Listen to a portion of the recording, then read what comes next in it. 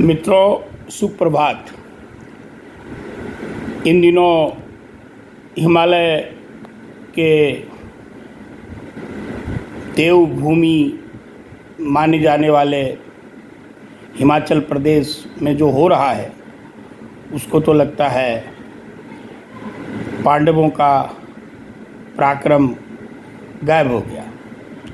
Any how, जहाँ तक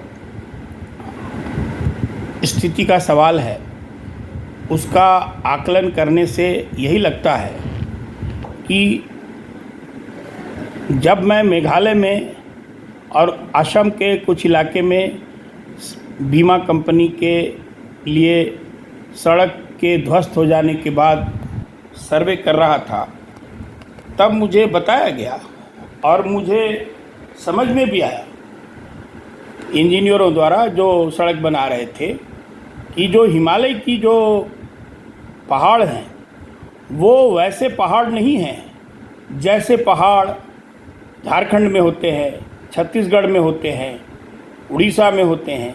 वैसे पहाड़ नहीं हैं। महाराष्ट्र में होते हैं, गोवा में होते हैं, वैसे पहाड़ नहीं हैं। वो सभी सॉइली पहाड़ है और नया पहाड़ है और भुरभुरा पहाड़ है और वो अभी जिंदा पहाड़ है। आप जानते हैं ना कि हिमालय एरिया का जो हाइट है वो हर साल कुछ न कुछ बढ़ता है, बढ़ ही रहा है। उसका जोग्राफिकल रीजन है, जियोलॉजिकल रीजन है। ऐसी स्थिति में वहाँ जो बेतहाशा सड़कें बन रही है और पेड़ काटे जा रहे हैं और सड़कें बन तो रही है, लेकिन उस पर जो लोड है, लोड जिस क्षमता की जो सड़क बन रही है उससे ज़्यादा उस पर लोड चल रहा है और पहाड़ को काट देने से उसकी लोड बेयरिंग कैपेसिटी घट गई है और पानी के जो रास्ते थे उनको बाधित किया जा रहा है। लोग पैसा कमाने में लगे हुए हैं, सरकार टैक्स कमाने में लगे हुए हैं। वाह रे वाह। और मनोरंजन चाहिए। देश का 1% से कम आबादी हिमालय के देवभूमि और वादियों में अमन चमन एंड मनोरंजन के लिए जाता है, लेकिन उनके मनोरंजन के लिए जो कुछ निर्माण हो रहा है और उनके सुविधा के लिए जो निर्माण हो रहा है उसका खामियाजा और उस पर जो खर्चा है वो टैक्स मनी गरीबों का, आम आदमी का, हमारा, आपका सब बर्बाद हो रहा है।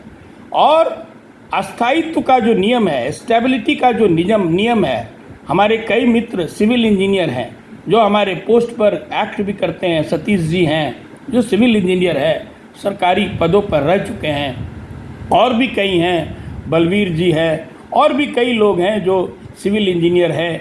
हमारे दिल्ली जल बोर्ड में हैं, जैन साहब है, शैलेंद्र है, बहुत बिल्डर भी रहे। सब लोगों का ओपिनियन है कि हिमालय से छेड़छाड़ करोगे तो यही हाल होगा। हिमालय देवभूमि है, देवभूमि में को देवभूमि रहने दो मेरे यार। और मैंने स्वामी चिन्मयानंद ने एक संबोधन में कहा था, एक व्यक्ति ने कहा कि हम आपसे मिलना चाहते हैं। उन्होंने कहा आज नहीं मिलूँगा, अब मैं जब अपने आश्रम में रहूँगा तो मिलना। तो कहाँ है सर आपका आश्रम? बोला फलाने जगह पर, इतनी बड़ी ऊंची की पहाड़ी पर है। तो बेचारा गया और जाने के बाद कुछ दूरी के बाद बोला कि यहाँ से तो पैदल चलना होगा, और वो पैदल चल के ही गया और हाफ गया, थक गया, और तब गुरुजी के पास गया। उसके बाद गुरुजी ने कहा मैं तुमसे अभी मिलूं? तो बोला नहीं सर, थोड़ा आराम कर लेते हैं। और आराम करने के बाद कहते हैं कि उसकी आधी समस्या का समाधान हो गया और वो वहाँ पर अमन चैन से रह करके वापस आ गया। तो ये है कठिन से दर्शन और सरल से दर्शन से देवता नहीं मिलते हैं। धन्यवाद। प्रकृति को संरक्षण कीजिए, प्रकृति के साथ रहिए, उसको साथ एंजॉय कीजिए, उसको बर्बाद ना कीजिए। धन्यवाद।